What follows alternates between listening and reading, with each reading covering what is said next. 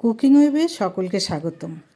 আজ আমি তোমাদের খুব সহজ এবং খুব সাধারণ একটি রান্না শেয়ার করব, যাতে আমি কোনো মশলাই ব্যবহার করব না, শুধু লবণ, হলুদ আর লাল লঙ্কার গুঁড়ো, বাস এতটুকুই। এতক্ষণে তোমরা দেখে নিশ্চয়ই বুঝতে পারছো এটা আমি কী নিয়েছি। হ্যাঁ, ঠিক ধরেছ, এটা হলো পাকা কুমড়ো।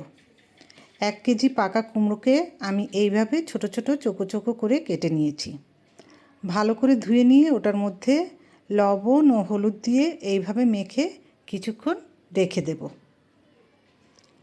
এতে করে কুমড়ো থেকে প্রচুর পরিমাণে জল বেরিয়ে যাবে।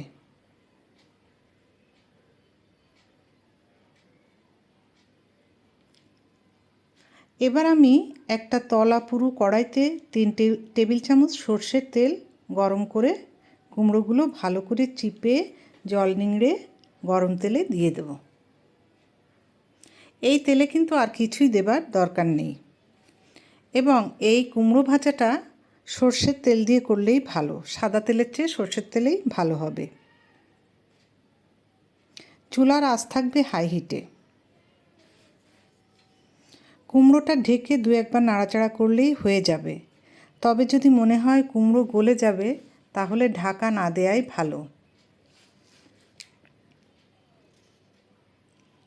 এই কুমড়ো ভাজাটা দেখলে মনে হয় যে খুবই সহজ, কিন্তু আসলে এর ভিতরে কয়েকটা ছোট ছোট টিপস আছে যা জানা না থাকলে ঠিক সঠিক টেক্সচারটা পাওয়া যায় না।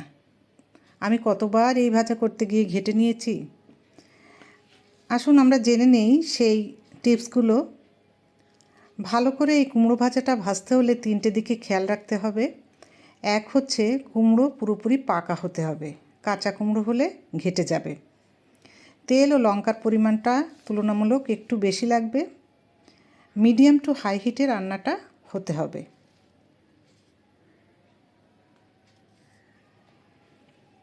বাই দি ওয়ে, আমার ভিডিও যদি ভালো লাগে তাহলে সাবস্ক্রাইব করবেন, আর যারা আগেই সাবস্ক্রাইব করে রেখেছেন তাদেরকে অসংখ্য ধন্যবাদ জানাই। লাইক, কমেন্ট ও শেয়ার করে পাশে থাকার অনুরোধ রইল।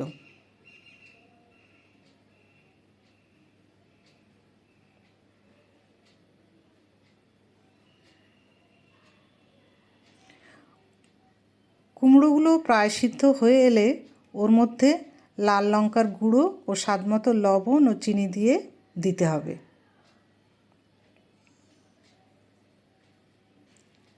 মনে রাখতে হবে আমরা আগেও একবার লবণ দিয়েছি, তাই বুঝে লবণ দিতে হবে, যেন আবার বেশি না হয়ে যায়।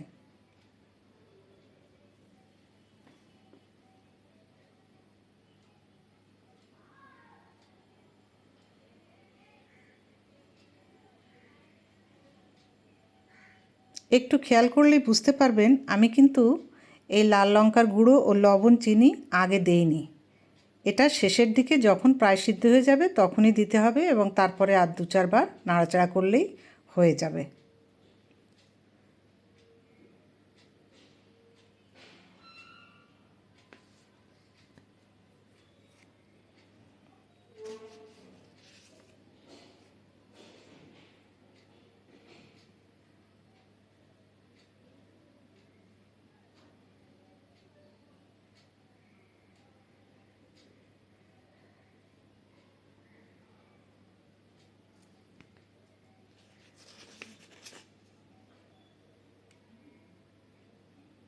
দেখুন কুমড়ো ভাজার টেক্সচারটা ধীরে ধীরে কেমন হয়ে আসছে, এবং এটা ঝরঝরেই আসে।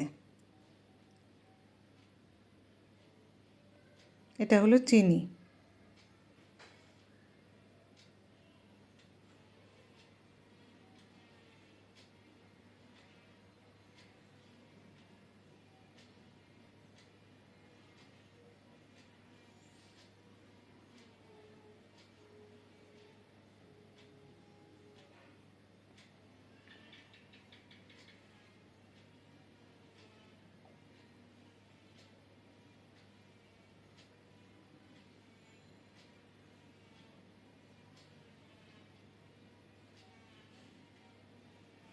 দেখুন কুমড়ো ভাজাটা কেমন, পছন্দ হলো তো? আর দেখুন কেমন ঝরঝরে।